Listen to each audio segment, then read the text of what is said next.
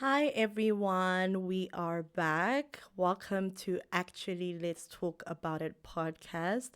Thank you so much to the people that have watched all the other episodes prior. Welcome, welcome. And if you're new here, hi, my name is Ayanda, and I am the host of Actually Let's Talk About It. The feedback has been so overwhelming. Thank you so much for the love, guys. I honestly appreciate it. I've been doing this scared, and I think I'm in that phase where I'm no longer scared anymore. I think I'm getting the hang of it and I'm enjoying the production process. It's really, really fun. And it's just exciting to, grow with you. And also, you guys are witnessing me grow as well as I get the hang of this. But today's episode is a part two episode of one I did last year. And it's actually, let's talk about AI, artificial intelligence. This is a very sensitive or controversial, questionable topic, but it resonates with me because I use AI every day. Like everybody is using AI now. But there are things that I think are good and bad about AI, and we're going to delve into the different nuances and perspectives I have from my observation and my experience using AI. So let's talk about it. So, artificial intelligence is, in my opinion, a tool, right? The same way a car is a tool, the same way a phone is a tool, I think artificial intelligence is a tool. How I use AI, I use it for, organizing my week, my day. For example, ChatGPT. I use ChatGPT most of the times, like almost every day. Let's say for scheduling, for planning, let's say there's certain things that you do not really have the organizational capacity to do. I prefer using ChatGPT to organize, let's say, my thought process or my creative process to say, okay, write this in a professional way, and then I just send like a voice note and it does it for me. But I've been seeing a lot of trends and seeing a lot of videos going viral where a lot of people are abusing artificial intelligence. For example, in the university system, a lot of students are actually using artificial intelligence or ChatGPT to write their essays. People are also using AI to just, I guess, to stop like the creative process. Have you noticed that now people are no longer using Canva to like make logos or to make invitations or to promote something? People just go on AI and just like say, generate this image of this, where you can just see that, hey, this image is such an AI image and this one is a Canva image. I don't know whether I'm the only one who's noticing that. And also, people are using AI, replacing humans with AI.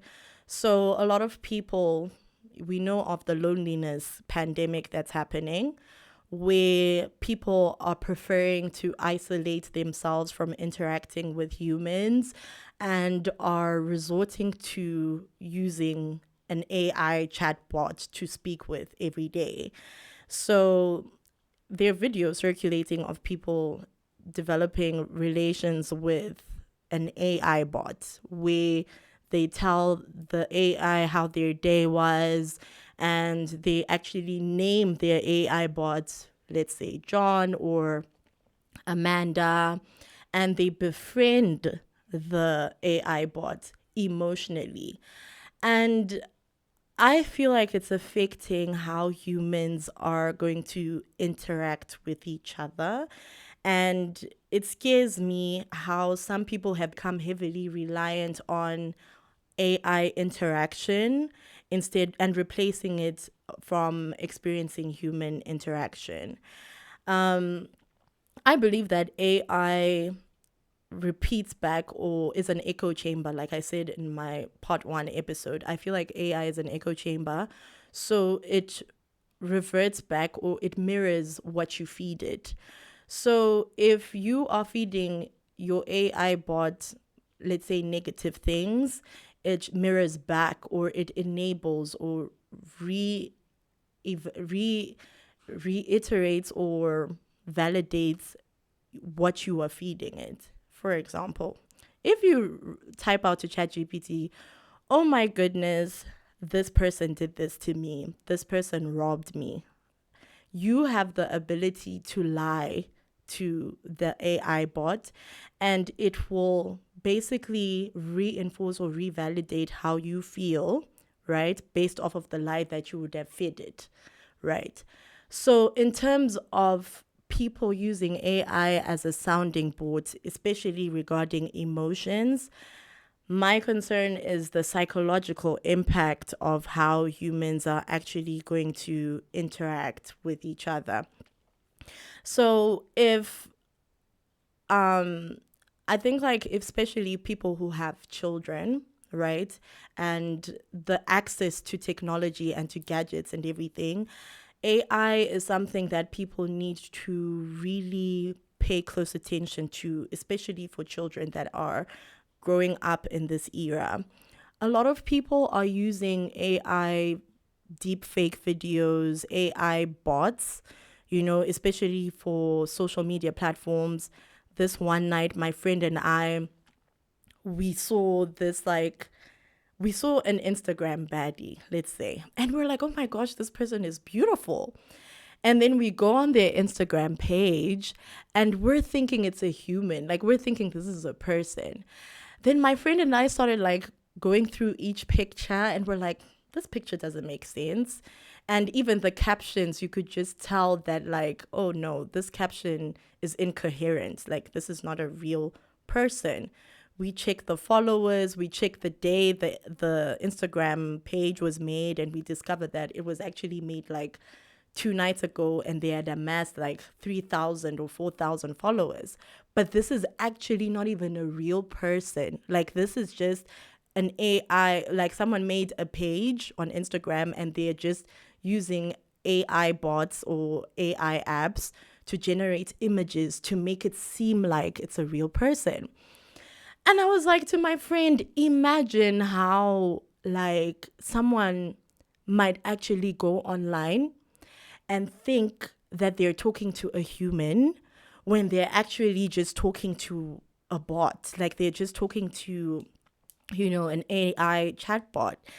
And I guess that's why my concern, especially with kids, with children, is that, okay, if this is the level of, if this is how far AI can get in terms of impersonating human behavior, what can be done to regulate that? There's a lot of controversy, obviously, with AI in terms of regulation. It's very hard to regulate it now. And in terms of AI videos circulating, it's become very difficult to differentiate between whether this is a real video or this is a human being or it's a bot. And with the way the world is going, I'm very worried or concerned, because if AI is in the right hands, in my opinion, people are benefiting from AI in terms of businesses. People are able to forecast things, people are able to plan well. Like I was saying, I use it to organize my life and just get things in order. Some people use it to calculate the next trends that are coming up. So there are some people who are actually using AI for the right reasons, and it has helped them in terms of just getting their life together. Because to be fair, AI is just a virtual assistant. It's just an assistant to help you the same way a car is an assistant, your phone is your assistant, to help you live day to day, But the other flip side is okay, now we're having fake AI people, even on TikTok, as something I've noticed, where they're fake AI videos. And I worry about the vulnerability of people who do not know what AI is or do not have the discretion to tell whether this is real or this is fake, you know? And you see funny comments on TikTok videos where people will be like, when I get older, when it's an AI video, and people will be like, when I get old, I'm going to get scammed. I am so convinced, I don't know whether it's true or whether it's happening, but I'm so convinced that there are people who are actually using AI to scam people as well. So it's very important to be wary about, like consumption of AI, one, two, like also the content you consume, like the people that you follow and whatever. There are people who are heavily reliant on online interaction, and AI does reinforce that. And my concern is what if people end up just relying on AI only and only alone? There's a case in America, I don't know whether people have seen this video, where this woman has actually developed an emotional relationship with an AI chatbot. And I think this is giving room to some weird, like, psychosis or like mental condition where someone is actually very much convinced that their AI bot or their ChatGPT bot is a person. This is just a tool that's supposed to help you to do day-to-day things. But now, like, remember, like I mentioned about the loneliness pandemic, some people are relying on AI emotionally. Some people are saying that AI is cheaper than therapy.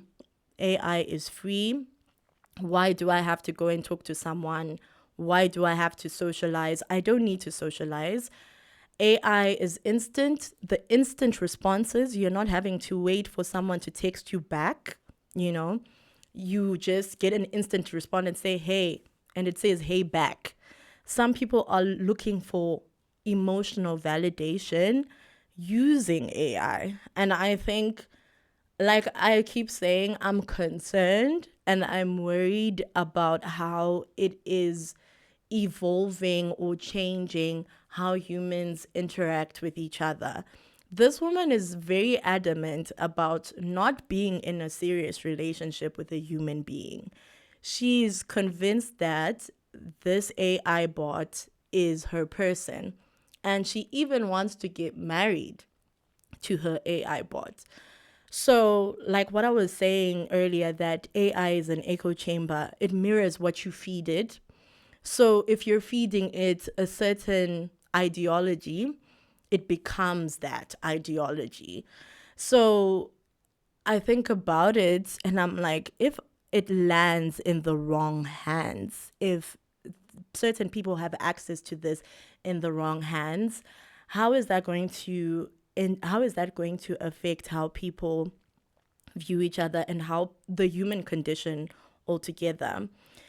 You know, Black Mirror, everybody watches Black Mirror. Black Mirror like depicts how technology, if we're not careful, can get too far.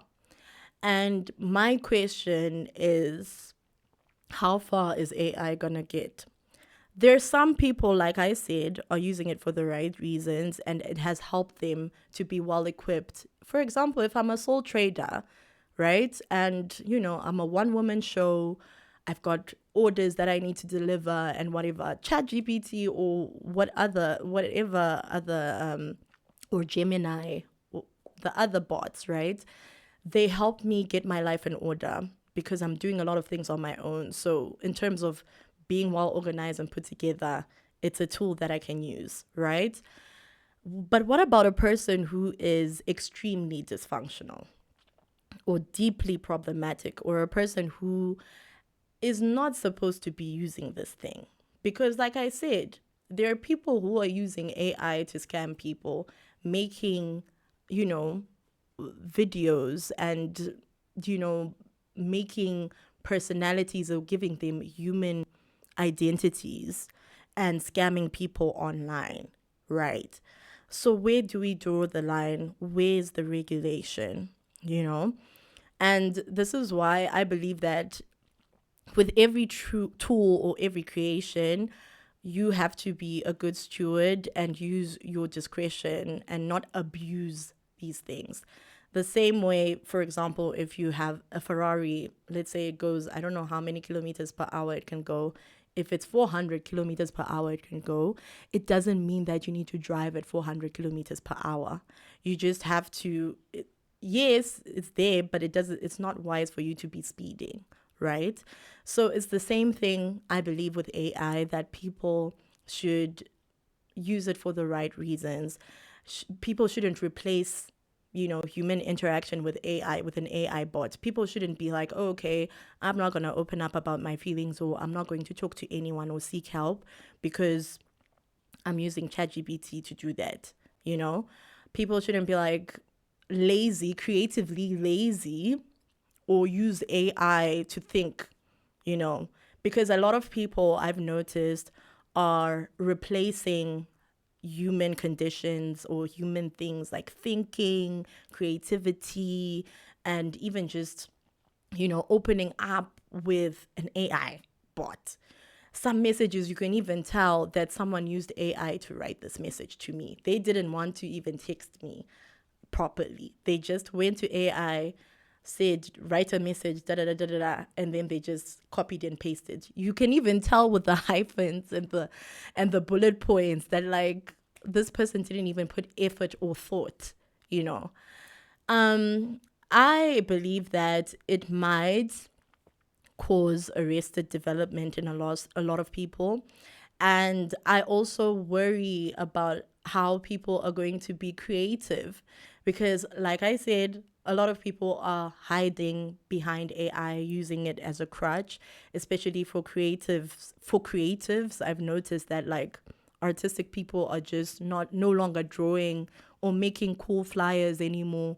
People are just going on ChatGPT and saying, make a flyer that looks like this, and it's just, let's talk about it, like, where are we going?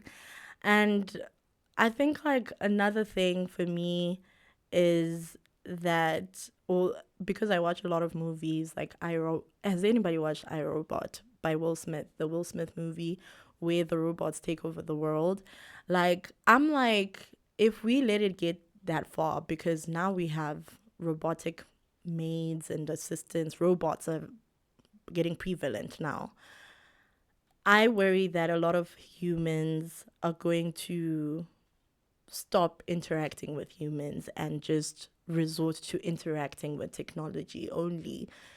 And it's like, why? Why are we doing this? And also the fact that AI is expensive to have, especially with the AI farms. I'm sure people know about the AI farms that are built for us to have these instant responses. There are a lot of machines that get into this, a lot of, like, production, a lot of pollution has been happening just for people to have access to this. And it's like, how are we going to rectify that? Is it too late? I just believe that we need proper regulation and policies that help people not to abuse this, and also protect people from being scammed or taken advantage of. It scares me sometimes that just because, like, right now you can see my face, right? Someone can use an AI bot and use my videos to do something else, or my image to do something else. So even, let's say, a crime, someone can fake a video and go and report me and say, oh, I saw her do this. but they can actually just use an AI video to edit it. So how are we going to be able to differentiate between what's real and what's fake? Hence, I keep saying that the regulation and the policies that are put in place should be there to maintain, protection from people being scammed, people being victims of AI, and people, and just making sure that AI doesn't end up being in the wrong hands, right? And I just believe that you can use it to your advantage, or you can use it to your disadvantage, right? The same thing, like I said, with the Ferrari. Yes, it's a sports car. You can drive it. You can drive 400 kilometers per hour, but that doesn't mean that you must, you know, abuse the tool that has been given to help you. Use it to help yourself. And also, those people that use AI to write essays and to think, there's some people, like I know of people who just, they don't want to think about the response to a message, and they just like copy and paste the message and be like, ChatGPT, respond to this person. Yet the message was directed to you. So it's like we have to know when to draw the line and use our discretion and be good stewards of the tools that are given to us.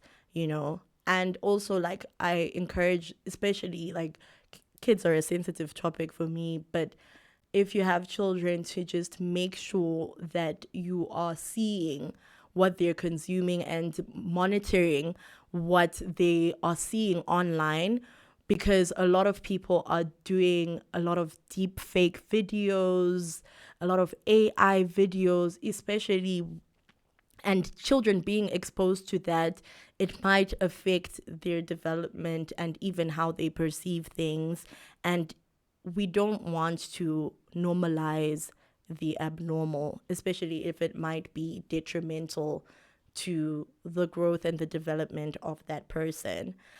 But like I said earlier, I still stand on what I said on my part one episode, that AI is an echo chamber, and it mirrors what you feed it. So be responsible, especially with how you use it. Don't be that type of person that seeks validation from an AI bot, because a lot of people are leaning towards that. People, instead of journaling and instead of processing, things on their own, people are using AI as an emotional crutch. People are using AI to hide away from human interaction. People are using AI to not think for themselves. They'd rather just copy and paste and say, what is this? What is this? And just a piece of advice for people who are doing research and everything. AI bots are not necessarily bad, right? Like I said, it's about what you feed it, but don't write your entire thesis or don't write your entire essay based off of the research that you did on Gemini or on ChatGPT. You have to read, you have to go through scholars, articles, newspapers for you to, come up with a solid argument. Because also AI, I think it counts for plagiarism. For those who are in university, I'm not sure. But like, that will also help you think. You don't want to end up having arrested development because you keep relying on AI to do everything for you.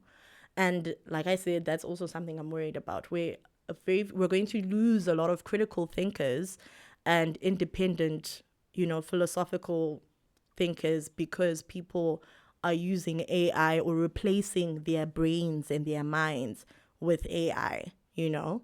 So, yeah, I think that's just what I wanted to talk about. This was a part 2 episode of Actually Let's Talk About It. Talk about AI. Actually, let's talk about AI, part 2. It's a nuance, right? Some people are for it, some people are against it. I am for it, but at the same time, people or humans just need to use their discretion when they're using these devices and understand the repercussions or the implications of using these devices wrongly. If you are speeding at 400 kilometers per hour, you might hit something, you might get into an accident, you might hurt yourself. It's the same thing with artificial intelligence. It's a tool to aid you, it's not a tool to replace your interactions with people, you know, your ideas and whatever. It's not supposed to replace you, you know? So that's what I wanted to talk about today. And also, I'm excited. The next episode, we're going to have a special guest, and we are excited to, to change things up. I'm sure now you guys are tired of seeing me talk to you by myself. So, next episode, we will have a special guest, and stay tuned for that. And also, like I said, if you would like to be a guest on the episode, any episode, you can contact us on TikTok, you can check out our website, you can reach out to us on Instagram. um yeah, those people who know me can talk to me personally, and we'll talk about more topics that are relevant to us today and that affect us, in crazy ways.